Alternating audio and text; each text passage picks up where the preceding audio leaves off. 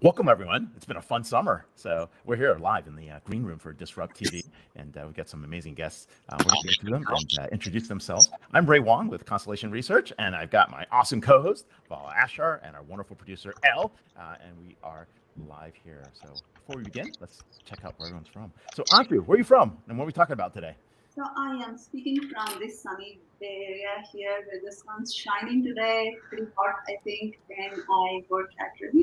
I handle the digital part of it, which connects all the customers and vehicles and chargers together. So if you are hopefully a R&D order or an owner or a R1S waiting anxiously, and you go through our flows on how to purchase, how to service, how to charge, you will use our platform. I also handle everything for EDV, which is our commercial van. So that's fun times at Rivian. Very, very cool. Good to have you here. It's going to be amazing. And Michael, where are you calling from? What are we talking about today? Yeah, I'm Michael Duffy. I'm the Vice President of Product at Electric Power Systems. I'm calling from St. Louis, Missouri, and I'll be talking about batteries for aircraft. There we go. Look at this. We are going deep into the electric revolution. So, all right, with that, I'll turn it back to you, Elle, and more importantly, I'll kick off the show. All right, 3, 2, 1.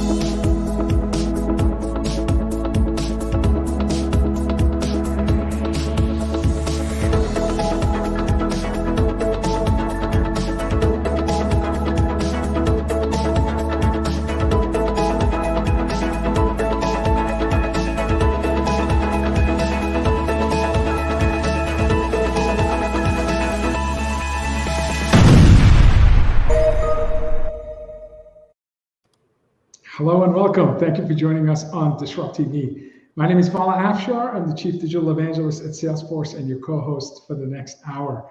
We welcome you to follow us on Twitter at DisrupTV Show. Send Ray, myself, our distinguished guests, your questions live using hashtag DisrupTV, and we'll do our best to answer them in the next hour. It's my pleasure to introduce my co-host, Ray Wang. He's the CEO and founder of Constellation Research. He's the best-selling author of Everybody Wants to Rule the World, Surviving and Thriving in a World of Digital Giants. Ray's a regular television, business, and technology news contributor on Fox Business, Yahoo Finance, Bloomberg, and CNBC. He's also a global sought-after keynote speaker, and in my humble opinion, one of the top futurists to follow on Twitter at RWANG0. Welcome, Ray Wang, to DisrupTV.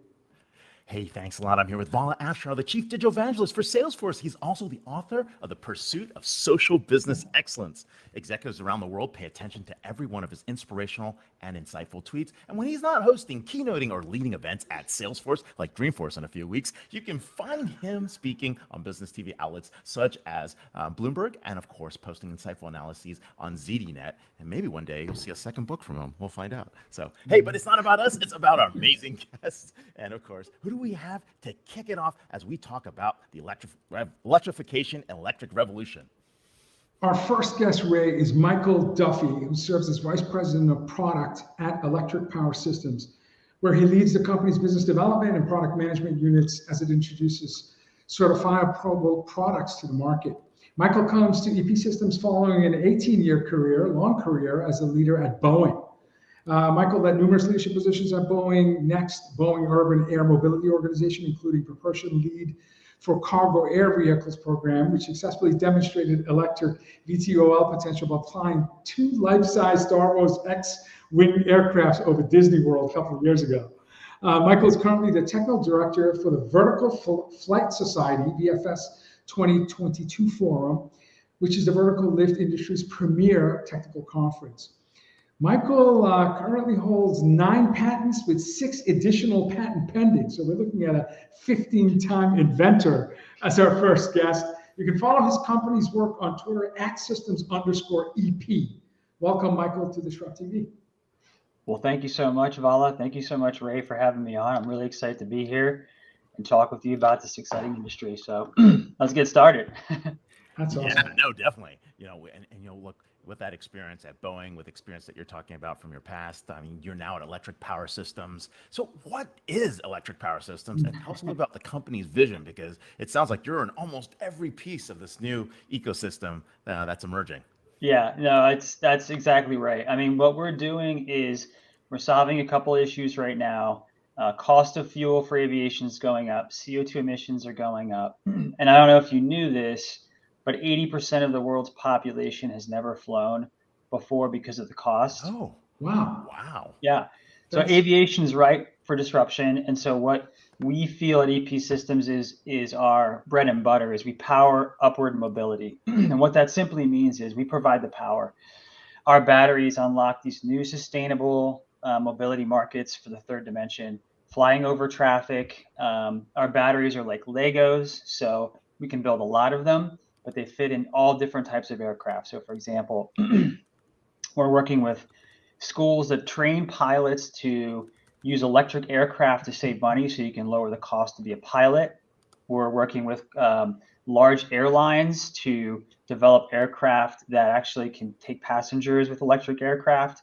And some of our customers, we've launched some recent announcements with eVTOL companies, which are going to make those vehicles that take off vertically, go to the airport and land vertically so you can fly over traffic. And we're doing it sustainable. So our batteries can be used for the aircraft, but then once they're done, we take them off and we use them for grid storage, also as a fuel charging truck for those aircraft. So basically, we're going to do the entire ecosystem from chargers to batteries to enable electric flight.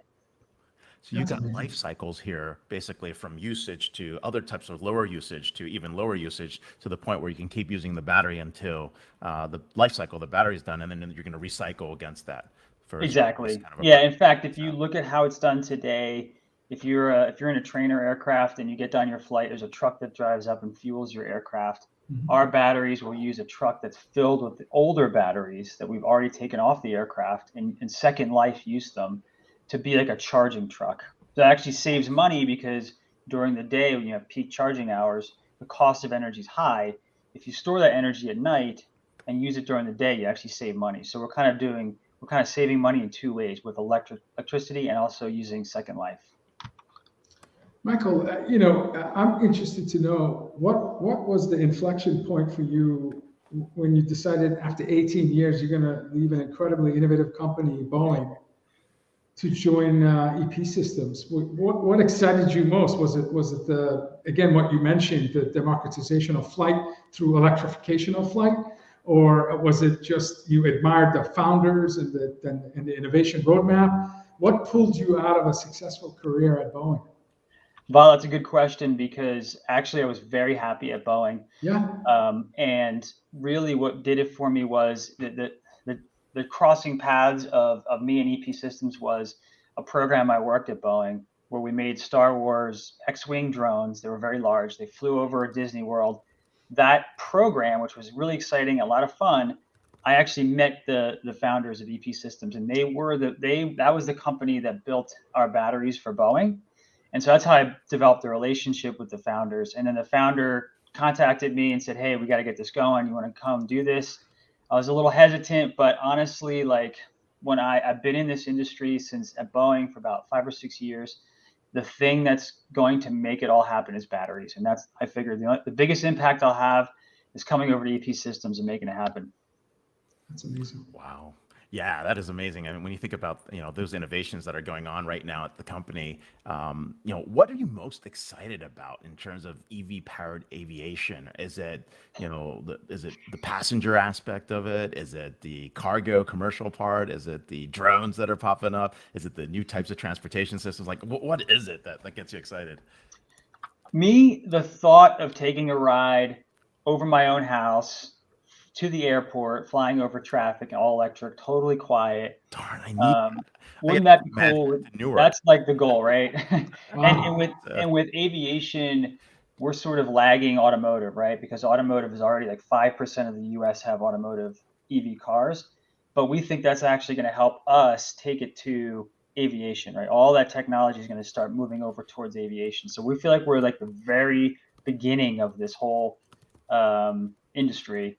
And I also think that the key unlock for that is certification. So just like you had to get certified for automobiles, we have to focus on getting a safe, reliable, FAA certifiable product. And that's kind of where we're focused, right? We've got partners that are industry giants who have certified aircraft before, like Diamond and Boeing, our partners, our investors that basically know how to certify things. So taking a new propulsion system into the FAA is something we're gonna leverage our partners to do.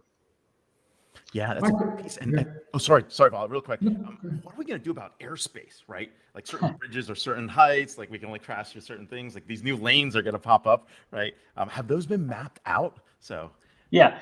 In fact, there's a huge challenge there, and the way we have to get around that right now is currently all airspace is managed by people, right? So there's a passenger, there's a guy in a tower telling you go to A to B, go to C. That's going to have to start moving away from one person talking to a tower to an automated system. And I think as that technology gets better, we'll be more likely to see more and more aircraft in the air. Michael, which country will be early adopter? Is it US or is it somewhere like United Arab Emirates or countries that have an unquenchable thirst for innovation? Yeah. And disruptive innovation. That's an awesome question because there are countries right now that are taking big steps. Singapore is taking big steps in getting some electric vehicles in there. They're flying to top of buildings. I know Japan's very interested. Australia is really open to autonomy for delivery. And then there's just Europe in general loves electric aviation. They're ahead of us in the US right now. Their government is way ahead of us in terms of getting more electric aircraft going. They're putting a lot of money into startups. So I would say then there's always like those wild cards like China, which they have sort of different flight rules. They don't have different flight rules, but they can control the rules a little bit more tightly. So it's really going to be who's the first to certify an aircraft for safe flight. That's the bottom line. So is it going to be like flight taxis that'll pop it first to get things in motion so that people are comfortable with it before like the individual, consumer or driver actually pops up and gets on the flight? Or is it going to be some other area around, cargo and transportation? Because the EASA rules, European airspace, Europeans actually started the regulations much earlier, I think even in 2019. And that's exactly right. I mean, that's one interesting thing that we're working through right now. We have customers that are kind of going through this process of certification of their aircraft. And, EASA and FAA aren't necessarily perfectly aligned yet in terms of the regulations. So that's going to be interesting to see who actually wins there. But to your point, I think the major driver will be the one that sort of gets the best market. And I think that market in terms of like real live markets is aircraft trainers, right? Because you don't have to fly very far when you're learning how to fly an airplane. And then there's tourists. So tourists love to sort of fly in circular patterns around mountains and stuff like that. So I can see getting comfortable before you fly over a lot of people. You might be flying over probably more like trees and deserted areas, so it's a little safer. Yeah, less people, less water. Exactly. Yeah. Less people, less water. So I mean, if we fast forward a decade, are we partnering with like Uber Air, where this is more of, and maybe the question is this for the ultra rich, for individuals that want to get to A to B quickly in the most frictionless manner? So 2 steps above Uber Black would be Uber Air, and you have now these, flying taxis that can take you from, especially in rural environments, like you said.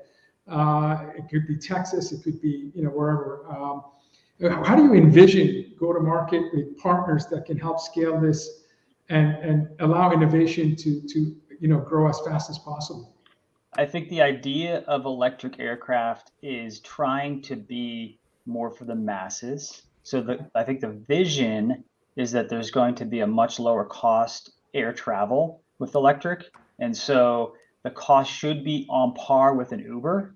I mean, like that's the hypothesis. Sure. The few things that have to happen, I would say, is one, there has to be a big enough mass adoption. So I think it starts off at a higher cost, right? I think it's going to be business people going to the airport, that kind of stuff. But as it gets more and more adoption, the price will come down. And I think it's also about what other markets there are besides just transportation. I mean, will there be, a ton more people buying these instead of supercars, right? I mean, obviously the super rich will love to have these kind of things as a toy. Some of the companies are targeting that. I mean, some of our customers, they just care about making a really fast, aircraft or really fast VTOL aircraft, and others want to make it really low cost. So the market isn't known. We at EP Systems get to see all the different markets because all our customers are trying to get in there different ways.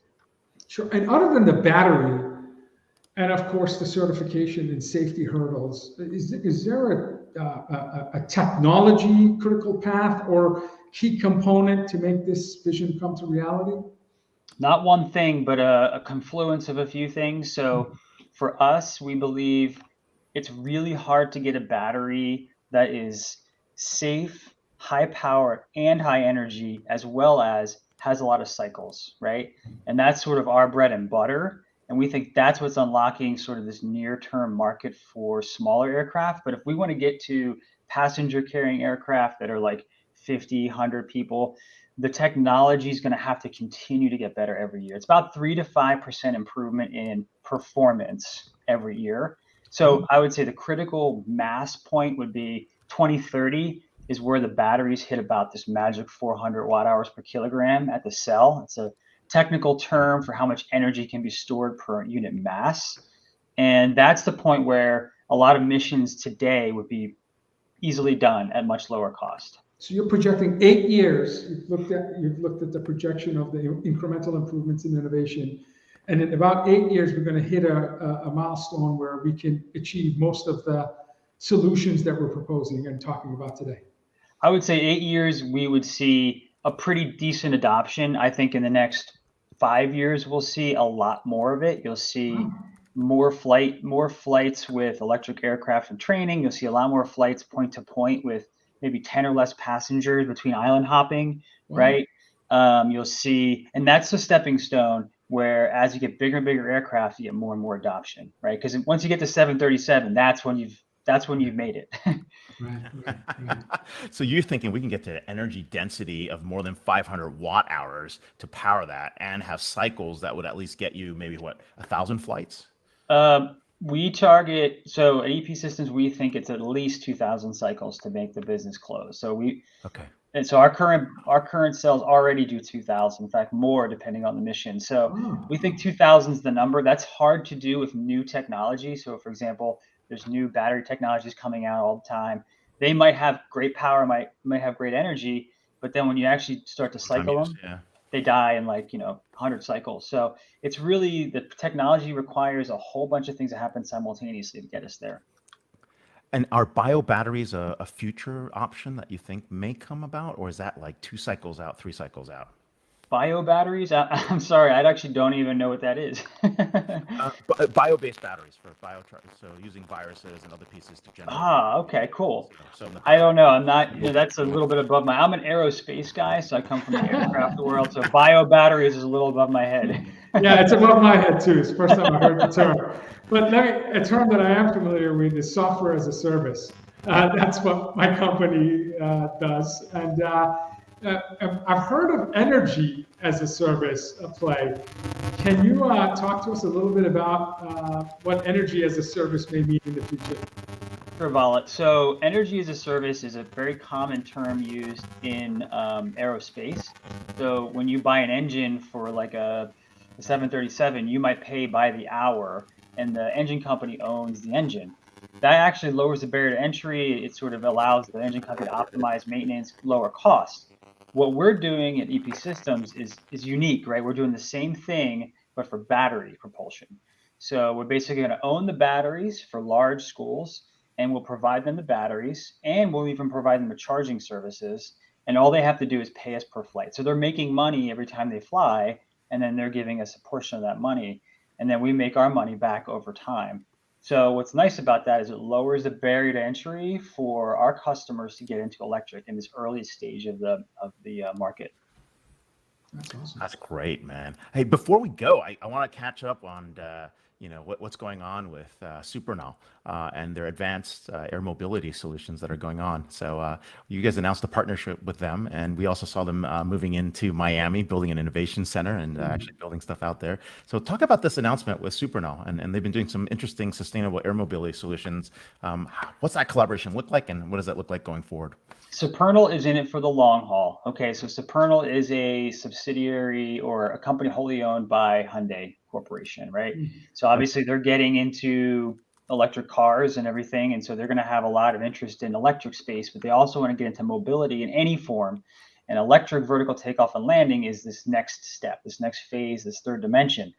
So they partnered with us because we are the leaders right now in sort of electric battery propulsion. And so what we're doing is two things. One, next generation batteries. We're working on those right now with them. We have those cells in house. We're testing them. They're lower weight. They're more energy.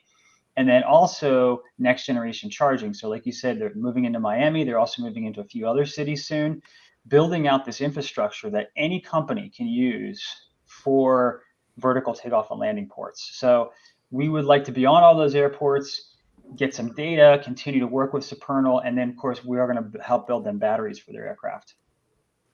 Yeah, no, that's wonderful. I think I was talking to Jaiwan at CES. Jaiwan, yeah. Jaiwan, there you go. Jaiwan, yeah. CES from Hunt. Yeah, he's the guy that he's the CEO, and that's some very amazing things that are popping up there. So, he's the former administrator for NASA as well, so that was his background. So he's got a very strong background in aeronautics and very well known in the aerospace industry. yes, one of the top folks there. So we're here with Michael Duffy, Vice President of Product at Electric Power Systems. Thank you so much for your time. We probably want to have you at CCE, our conference, and talk more about where this future is headed. We're going to be talking about space tech. We're going to be talking about verticals, electrification, of course, all new types of technology on our day one event. So thank you so much for being here, and happy Friday. Thank you, Ray. Thank you, Vala. Very much appreciate it. Thank you so much. That's awesome. To have an executive lead Boeing, it's got to be exciting innovation that's long lasting. And it sounds like battery technology in electrifying aviation is a pretty cool place to be. Speaking of cool companies and super cool executives, our next guest is Anshu Narula, Vice President of Digital Technology at Rivian. At Rivian, Anshu is responsible for the strategic development of Rivian's digital ecosystem. Anshu leads teams building products and architecting systems across the technology stack, which has her overseeing a wide range of initiatives from Rivian.com to charging software in order to best serve Rivian, both B2C and B2B customers. With more than 20 years of experience, Anshu started when she was 6, in product development, technical management, and software architecture. Anshu is passionate about technology and building products that are simple, scalable, and engaging. You can follow her work in a great company on Twitter at Rivian, Rivian. Welcome, Anshu, to DisrupTV. Thank you, Vala. That was a mouthful. I'm not that young. It started. Thank you for saying that. It is the best introductions in the business. I can tell you every introduction from Vala. I got to get like a good intro from Vala on the show. It'd be amazing. So, but hey, as Vala mentioned, like leaving good companies and going somewhere else is really tough. It has to be an awesome opportunity. And for you, leaving from eBay to PayPal to Rivian, each of these companies have a unique business model and a digital strategy. So, so you've had an opportunity to do things in different ways, but now you've had the opportunity to build something from scratch, ground up. Tell us more about how you've taken those lessons to create Rivian's digital strategy. Yes, so eBay was very different. eBay was all about marketplace, trust the buyers, people are good. PayPal was, wallet in the cloud before cloud was a thing. And Rivian is different, right? PayPal's concept was pay a pal literally and make it easy. Coming to Rivian, very different. So the lessons particularly I learned is around how to build product, right? How to put products at scale, right? from cloud, from a SaaS-based, when I was at PayPal, it was all SaaS-based on-prem. There was no construct of a cloud. You have to have your own data storage, data centers, and so it was same at eBay, right? So it's all about migration. You have to optimize for peak, but the rest of the time, the servers are just lying there, right? So when it was interesting. It was a very interesting journey in both those companies. Learned a lot. Love those companies even today. Then I came to Rivian, and we had the opportunity to do cloud first, right? Since it was built from scratch, everything is on the cloud.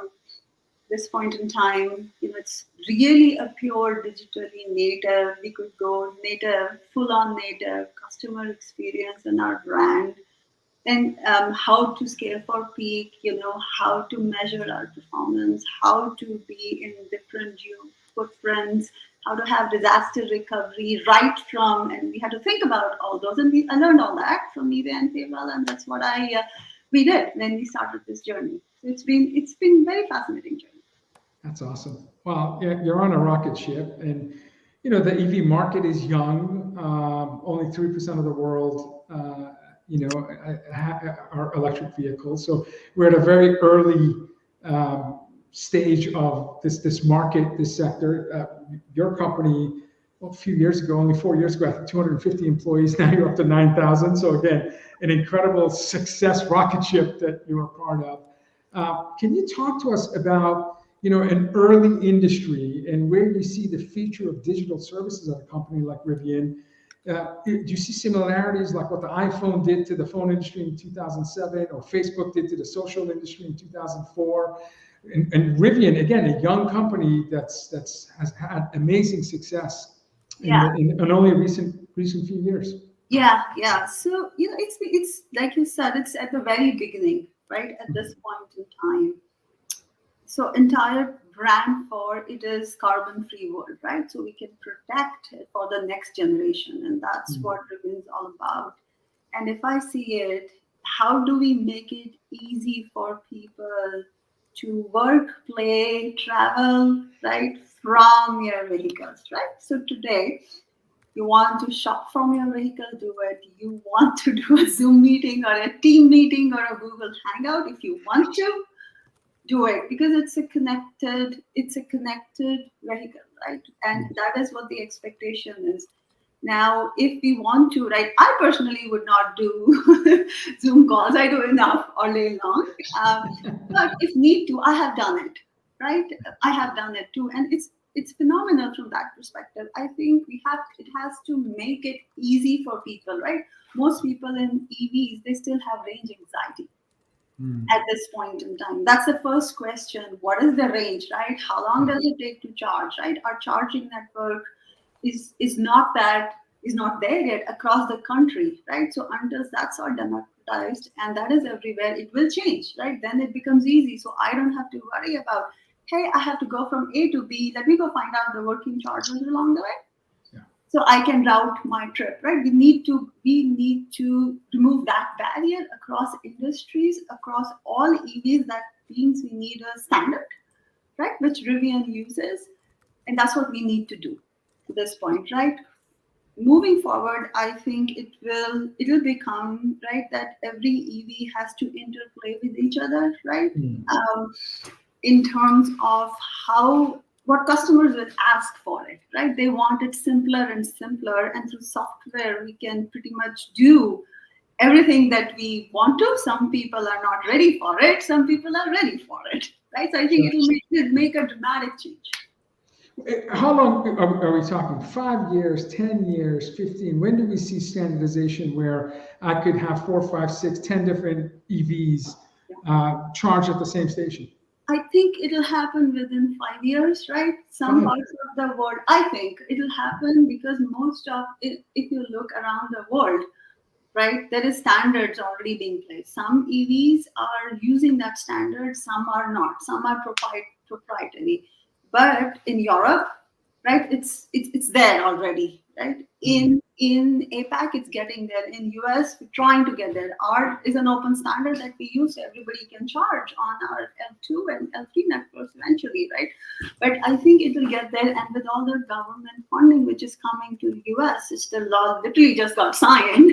I think it will just push the entire industry, entire community for EVs to really get there, right? And of course, it's helping that the states are saying no more ICE vehicles, right? So if you, right, states have already passed the laws to say no more ICE vehicles until 2030 at the most. We are in 2023, right? And suddenly you see so many EVs out there in the market, and all large, older established OEMs, their new products are all EVs. So that's why I say about 5 years. Yeah, I think about 8 countries have agreed to 2030 or even more aggressive 2025 in some. Nordic countries like Norway, I believe 60% of cars, new cars that were sold were electric last year. So they've passed the ICE tipping point or the EV tipping point in the Nordic countries. So for sure, in parts of the globe, I absolutely agree that 5-year timeline makes total sense to me. Go ahead, Ray.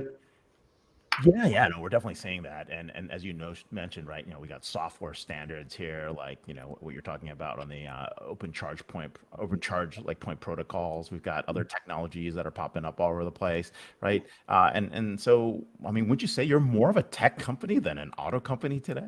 Absolutely, right? Absolutely, right? So Rivian, we aim to create products that empower others to take an active role in protecting our planet. Really, right? That's what we stand for, right? So most people know us. Hey, we have an R1T, I have an R1S, we have our EVs for Amazon right now, but we also have a whole slew of other services, right? So case in point, we have chargers, which is level 2 and level 3. Level 2 is what we call as our waypoints installed. We opened up our first 3 RAN, which we call as level 1 fast chargers as well. Those are launched and more coming soon, right? Then you talk about our fleet operating system, right? That is a platform that manages our vehicles, chargers, at performance. It tells about diagnostics, how our DSP is driving as you're delivering packages, right? And any large-scale fleet can use that. We announced that not too long ago, and it's being used today, right? Like lastly, it's around ADAS, right? Which is autonomous driving, self-driving, which is really enables our drivers. It's about safety for improves drivability. So I think a lot of it is done through software, right? So it's I would say that. Software is cool. It was an Andreessen Horowitz about a decade ago. Software is eating the world. I agree with that.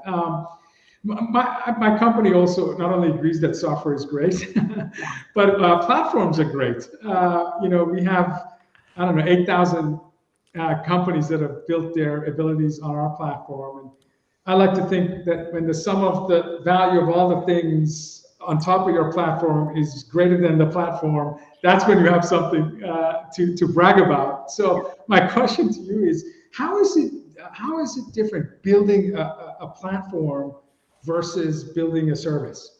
Yeah, so very, very simplistic, my view, right? So platform is nothing but a collection of service. This is oversimplification and probably not doing justice, but really platform is a collection of services which enables you to do things, right? So let me take an example, right?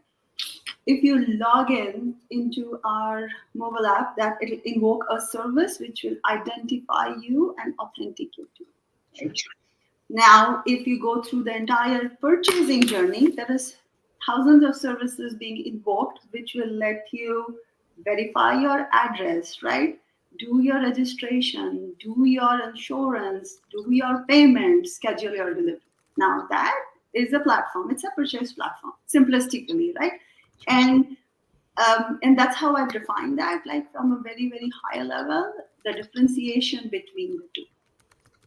So you look at a Rivian customer journey, pre-acquisition, post-acquisition, and along the Rivian customer journey, you identify these moments of truth where service software can help deliver value to the Rivian customer at the speed of need. When they need something, there's a service there that can engage with the client and ensure that they have the best possible experience. Is that the real power of aggregating all these services so that you can serve your clients in the most personalized, fastest, most frictionless way?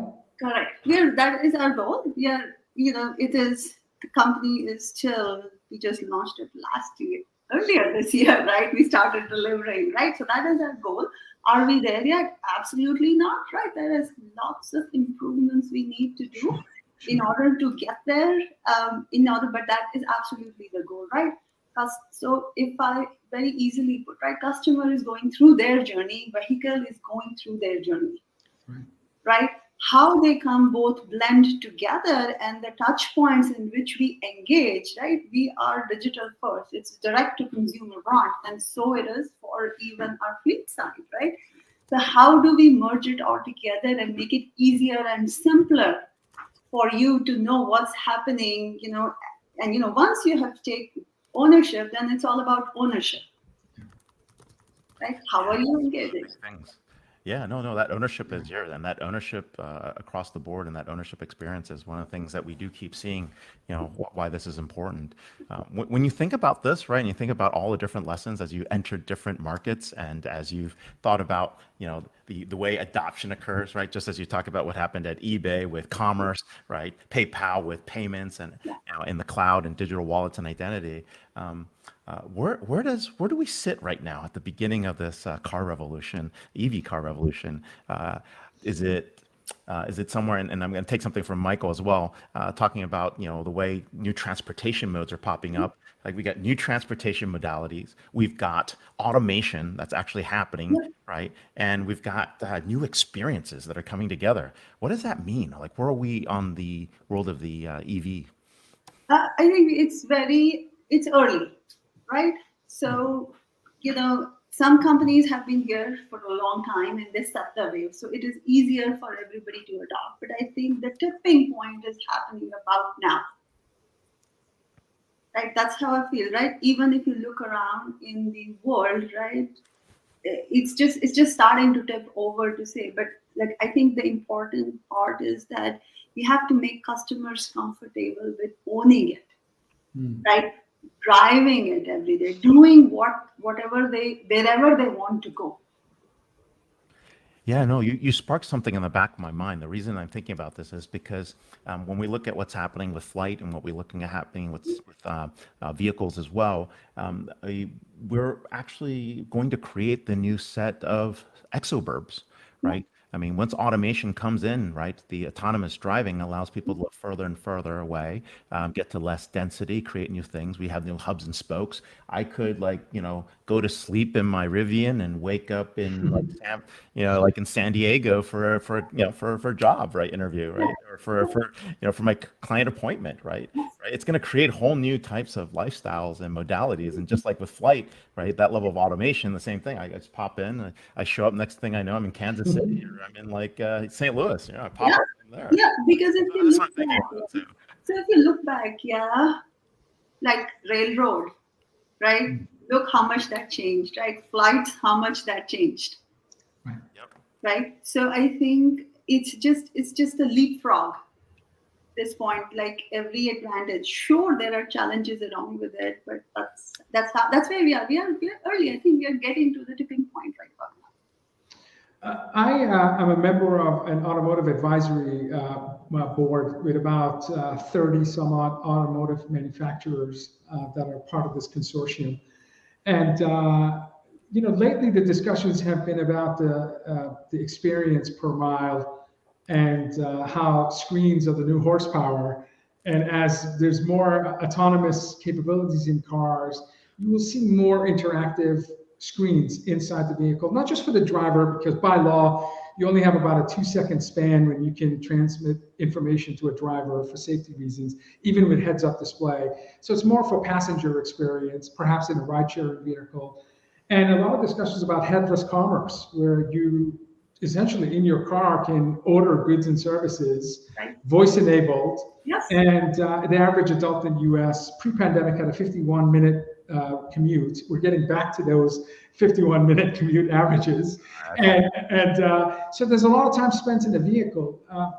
Given the fact that you're a software connected, intelligent vehicle, do you believe that the car is essentially the largest mobile device we have, and all of the functionalities that we enjoy on our phones, smartphones, will have inside the car, and it'll be hands-free, it'll be voice-enabled, and you have this ubiquitous way of engaging with a marketplace of vendors, perhaps, where you can order your Starbucks coffee as you get close to one, and your digital payments are there, and all you have to do is just drive by and pick up, and you just spoke to your car. That's all you did. It was effortless. It is. It's just another IoT device, right? Yeah. People, right before phones came by, and we were all walking around with computers in our pocket and instant information. So be it. Right now, the thing is, it is choice to the customer which device that they want to engage through.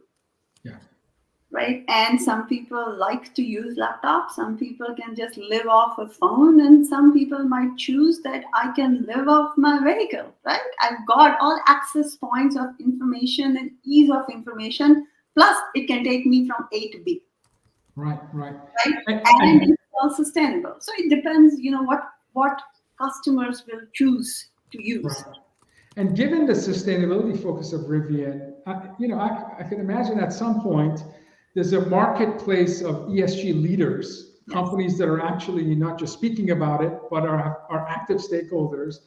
And if there is a Rivian digital assistant that can guide the drivers to the highest ESG scored companies in that marketplace, you essentially have a revenue sharing model where if I recommend a coffee from a store that only uses, recyclable material, Rivian should potentially be able to revenue share in this trusted marketplace of ESG leaders. I know I have a 19-year-old who drives. She would love to give her hard-earned dollars to companies that she admires based on their culture and their core values. So, this connected car could really, I think, eventually benefit companies that have the same ethos as Rivian. Absolutely. That's a fantastic idea. Right? It is a fantastic idea, right? And it will happen, in due time, right? So a lot of people perhaps know or don't know, we did announce a turbine outside our plant at Normal, which will, when it's operational, it's one of the biggest ones, wind turbines, and it will power, right, our first charge to the vehicles as soon as they come out of the plant. That's Right? awesome. So it's pretty remarkable, and it'll happen. You're not short on battery storage, so I think you'll be okay. Yeah. That's terrific. Really fun. We are talking about the electrification revolution that's going on here with Anshu Narula, Vice President of Digital Technology at Rivian. You can follow Rivian at Rivian, but more importantly, check out their new vehicles. You've got new vehicles popping up, and of course, folks are taking orders for R1Ts and R1Ss. So thanks a lot for being on the show, and happy Friday. Thank you both, Vala. Amazing on the show. Thank you. Cheers. Wow. This is happening, Ray. I mean, electrification of transportation industry across the board is it's happening in our lifetime, and it's pretty well. You've been an EV owner for a decade, or as long as I've known you, so super early adopter. I mean, literally a decade, right? I mean, did you buy your first Tesla? My first delivery in November and 2012, and Decade. for a car in 2007. I put $5,000 down, never thinking I'd ever get my money back. It's like, this is never happening. So, but it's been great to see all the different options along the way and all the different choices. And, it's. That's amazing. That's amazing. I've never had a pure EV. I've had a hybrid, and it was great savings, great fun. Range shouldn't be an issue anymore. I think most of these cars are 250 and greater. 360 miles to 400 miles per charge. Yeah. I mean, you can get around. I mean, you're not limited. It's not like back in the days of like some of the earlier ones where you only had like a range of 80 miles. And so we're definitely seeing that. Battery technology is getting better. The densification of batteries, the modularity of batteries, as as Michael was talking about. I mean, it's happening there. Enough to get a plane up, right? I mean, think about that. So. And you covered this space well. Do you think it's autonomous AI capabilities or the battery that will ultimately separate the winners and the losers? How much does autonomy come into play into the equation of the separate that on the modality? I would say that for flight, the autonomous flights are going to be a lot better because there's less noise in the air. There's less distractions. So, I mean, it's highly more likely I can get from point A to point B easier. Yes. For autonomous vehicles to work the way we want them to work, that level of precision is really tough because the liability is either on the network or the operator, not on the driver. And that means we have to be like 99.9 with like probably 9 nines, right? To know that something bad is not going to happen. And so that's going to be a little bit harder. I think in the air, I mean, there's still enough guided assist and other things that can happen, but you'll probably get to level of autonomous, like taxis in the air, probably faster than in the car, only because the lanes are pretty open, right? We know what airspace looks like. You might have a bird strike. Okay, that's about the craziest thing, or lightning that can happen to you, but it's not like a great example, like when we're in countries like India, right? You got cars going in opposite directions. You got highway with things a car. Autonomous vehicles in India is a long ways away. Work everywhere, right? Or in that kind of densification, like you're sitting in a stall in Indonesia, or you're in the streets of Portugal, like in Lisbon, where it's suddenly it goes like boom. You're like, oh wait, you got a little narrow on me. Like all those kind of things are different factors. So.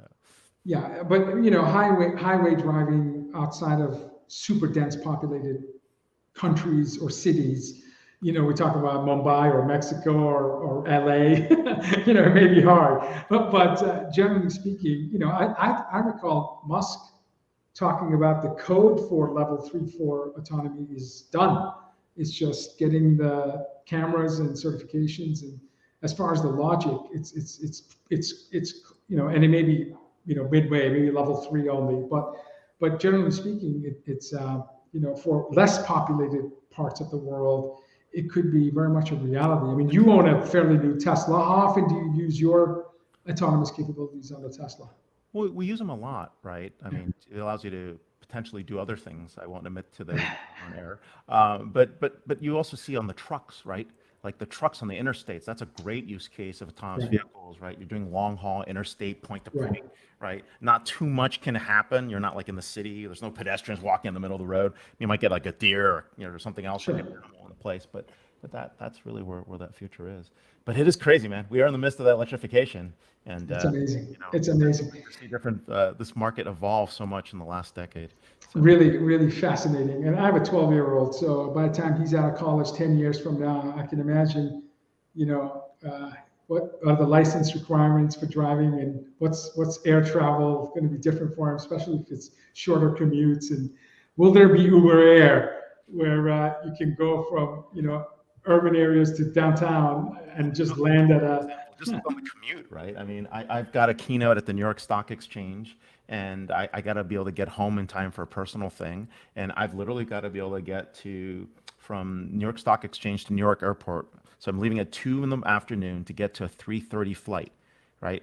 The only way I can do that right now is by helicopter. Ideally, there should be like a VTOL pad somewhere in Wall Street. There used to be one for helicopters that would just drop me at the airport. I was like, yeah, I'm in, right? I can't do it right now, right? As someone like you and I, some folks, as you and I go to New York City quite a bit for meetings, and it's the new LaGuardia Airport is pretty cool though. A step function improvement from the older version, but still now you got a long walk to get to a gate. So there's good and bad. Okay. Keep going. Yeah. Next week is episode 291. We have 4 guests next week. We have Brian Solis, Global Innovation Evangelist at Salesforce, 8-time best-selling author and keynote speaker. We have Hamza Khan, partner at McKinsey & Company. We have Mei-Ling Feng, co-founder and chair of People-Centered Internet. And we have Michelle Segar, PhD and author of a book, The Joy Choice. So 4 extraordinary guests. If it's Friday, it's DisrupTV. We look forward to seeing you next week on episode 291. Thank you, everyone.